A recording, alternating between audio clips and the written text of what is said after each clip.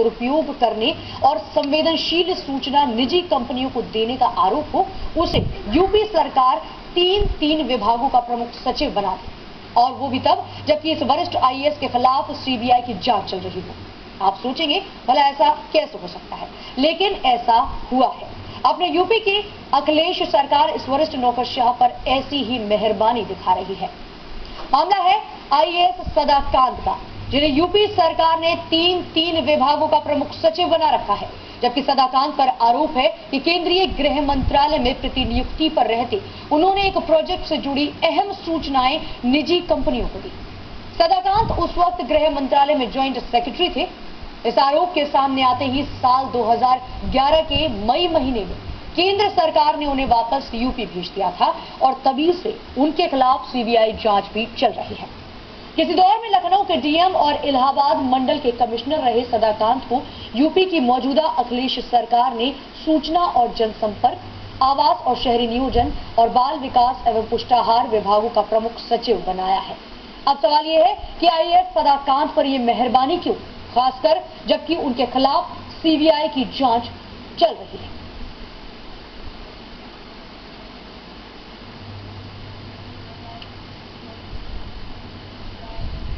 दरअसल सदाकांत को इन्हीं गंभीर आरोपों की वजह से केंद्रीय प्रतिनियुक्ति से तत्काल हटाकर उनके पेरेंट कैडर यानी यूपी वापस भेज दिया गया था। ये मामला साल 2011 का है, जबकि सदाकांत की प्रतिनियुक्ति साल 2012 में खत्म होनी थी। समाजसेवी उर्वशी शर्मा ने सदाकांत पर लगे आरोपों के बारे में केंद्रीय गृह मंत्रालय में आरटीआई दाखिल की थी। इस पर गृह मंत्रालय ने सदाकांत को वापस यूपी भेजे जाने के आदेश की कॉपी तो उर्वशी को दी, लेकिन उनकी ओर से पूछे गए सवाल के 4 बिंदुओं पर ये कहते हुए जवाब देने से इनकार किया है कि इससे सदाकांत के खिलाफ जांच प्रभावित होगी। यानी केंद्र सरकार का अहम गृह मंत्रालय साफ तौर पर मान रहा है कि सदाकांत के खिलाफ सीबीआई जांच अब भी जारी है। ऐसे में सवाल ये उठ रहा है कि आखिर यूपी की अखिलेश सरकार को क्या इस बारे में जानकारी नहीं है। ये सवाल इसलिए हम पूछ रहे हैं क्योंकि अगर एक वरिष्ठ नौकरशाह के खिलाफ गंभीर आरोप लगे हों और इस मामले में सीबीआई जांच भी चल रही हो, तो उसे आखिर किस वजह से तीन विभागों का प्रमुख सचिव बना दिया गया।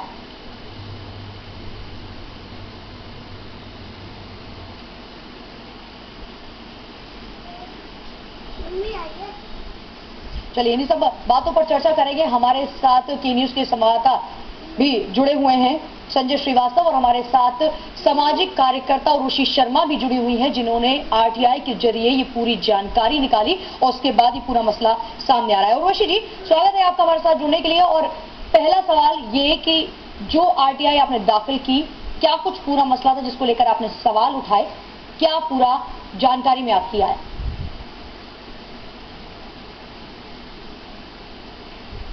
जैसे हम मीडिया से देखते रहते हैं, अखबारों में पढ़ते हैं, टेलीविजन पे आता है कि सदाकांत जी के ऊपर सीबीआई जांच चल रही है और उन्होंने भ्रष्टाचार किया है, ठेकेदारों को सूचनाएं लीक की हैं, प्राइवेट कंपनियों को सूचनाएं लीक की है।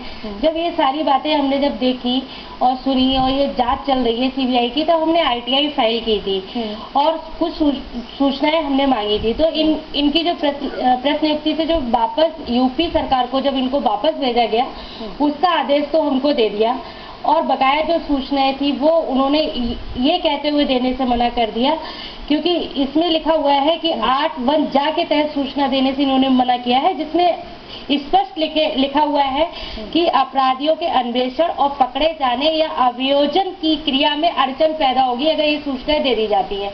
यानी कि स्पष्ट रूप से सदाकांत जी को अपराधी माना है, इसीलिए ये सूचनाएं हमको नहीं दी हैं। इसीलिए सूचनाएं हमको नहीं दी हैं। ये सूचनाएं हमने मांगी थी और हम ये बताना चाहते थे सरकार के लिए, सरकार को ये समझाना चाहते थे कि इनके खिलाफ सीबीआई जांच चल रही है और इनको फिर भी हमारी जो सरकार है तीन अहम पद दे दिए हैं।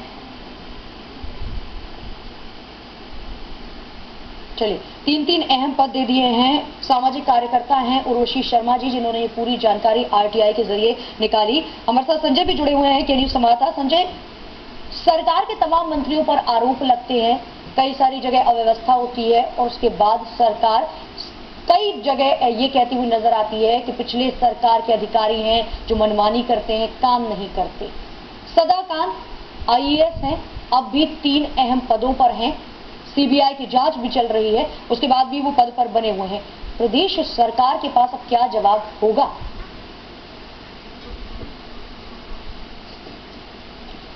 रूबी, सबसे पहले ये मामला जब उर्वशी जी के जरिए हम लोगों तक आया है, तो अभी आपने जब उर्वशी जी से पूछा था कि किस तरह उन्होंने आरटीआई फाइल की, तो मेरा तो सवाल उर्वशी जी से ही था कि इन्होंने आरटीआई सदाकांत को लेकर क्यों फाइल की।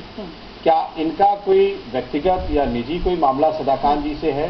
क्योंकि क्या इस सरकार को ये नहीं पता है कि ऐसे कितने आईएएस इस प्रदेश में काम कर रहे हैं जिनके खिलाफ तमाम शिकायतें हैं, जिनके खिलाफ सीबीआई की जांचें चल रही हैं, जिनके खिलाफ कई आरोप हैं, आपराधिक आरोप तक हैं।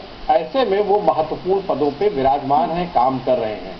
ऐसे में ये सवाल और भी महत्वपूर्ण हो जाता है जब वो अध्यादेश वापस किया जाता है, राष्ट्रपति के पास तक पहुंचा हुआ अध्यादेश सरकार वापस देती है केंद्र की, और उसे ठंडे बस्ते में, या यूं कहिए कि उसे समाप्ति कर दिया जाता है केंद्र की तरफ से, जिसमें सांसदों और विधायकों को कटघरे में खड़ा किया गया है कि अगर सांसद विधायक अपराधी साबित हो जाते हैं, दोष सिद्ध साबित होते हैं, तो उन पर कई तरीके से चुनाव लड़ने की बात छोड़ दिए, उन पर मतदान करने की भी रोक लगती है।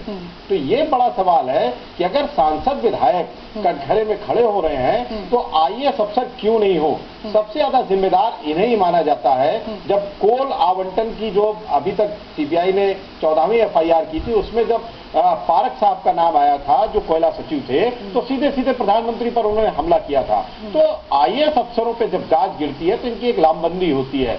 ऐसा नहीं है कि सदाकांत कोई उत्तर प्रदेश में पहले आईएएस अफसर हैं। राजीव कुमार कार्मिक और नियुक्ति विभाग के प्रमुख सचिव हैं, अभी भी बने हुए हैं, जबकि तमाम चैनलों ने, तमाम अखबारों ने उनके खिलाफ बार बार लिखा कि उनके खिलाफ भी सीबीआई की जांच चल रही है।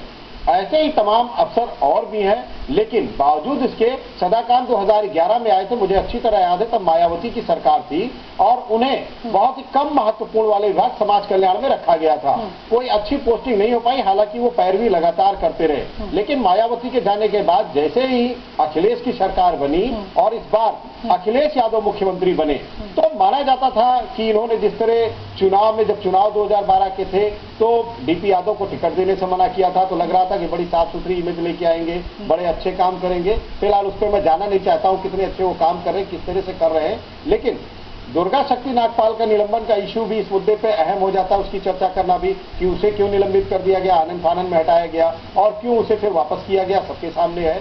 सदाकांत को लेके चूंकि बहुत ही महत्वपूर्ण विभाग है और उसी जी ने बहुत महत्वपूर्ण सूचना मांगी है कि सूचना लीक करने के आरोप में जिस आईएएस अफसर को उसके मूल कैडर में समय से पहले ही वापस कर दिया गया। 2012 तक डिप्रेशन पे थे, 2011 में यूपी वापस आए और उन्हें किसी महत्व के पद पर नहीं रखा मायावती सरकार ने। लेकिन इस सरकार ने उन्हें न सिर्फ सूचना का प्रमुख सचिव बनाया, उन्हें नियोजन और आवास भी दिया, उन्हें बाल विकास पुरस्कार भी दे दिया। तो इन विभागों में जो तमाम गड़बड़ियां होती रहती हैं, चाहे वो आवास को लेके तमाम उंगलियां उठती है, चाहे वो बाल विकास पुरस्कार में, चाहे मिड डे मील को लेके हो, या फिर वो जो आंगनबाड़ी के तमाम कार्यक्रम हैं उनको लेकर तमाम जो शिकायतें आती रहती हैं, तो कहीं ना कहीं वो जद में आते हैं क्योंकि उस विभाग के वो आला मुखिया होते हैं। ऐसे में सवाल ये भी उठता है कि बहुत से आईएएस अफसर हैं जो वेटिंग लिस्ट में हैं, बहुत से आईएएस अफसर हैं जिनको लेके ये होता है कि भाई इनको क्यों सरकार इनसे काम नहीं ले रही है, ये काम में बड़े अच्छे हैं, उनको बहुत महत्वहीन पदों पर रखा गया है। लेकिन इन पर इतनी मेहरबानी क्यों है, इसका जवाब तो वाकई उर्वशी जी के सवाल पे सरकार को देना ही चाहिए। बिल्कुल, तो देना ही चाहिए। उर्वशी जी, ये पूरी आपने जानकारी निकाली और उसके बाद किस तरीके से चीजें निकल करके सामने, हम लगातार जुड़े हुए हैं, मेहमान भी हमारे साथ मौजूद है। एक छोटे से ब्रेक के लिए फिलहाल रुकेंगे और फिर बढ़ेंगे आगे।